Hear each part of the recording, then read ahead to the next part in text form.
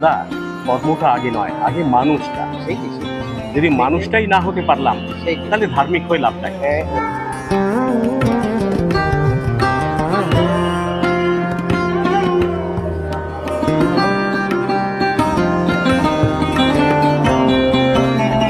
পুজো চলে আসছে।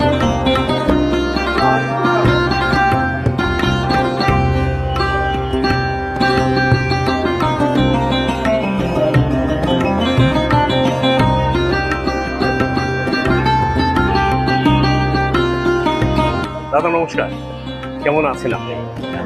আমার পাশে দাঁড়িয়ে আছে উত্তম দাস। আমি সাম্প্রদায়িক সম্প্রীতি বজায় রাখার পক্ষে কাজ করি, যাতে কোথাও কোনো কেউ বিপদগ্রস্ত না হয়।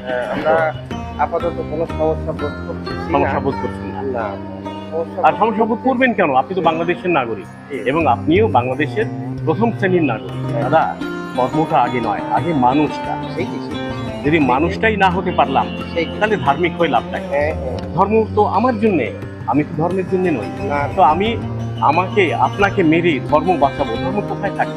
সেই কি সেই আমি যদি না থাকি তাহলে ধর্ম কি? তাহলে বড়টা কি হলো? আপনি আমি মানুষ হ্যাঁ, হ্যাঁ। নাকি ধর্ম?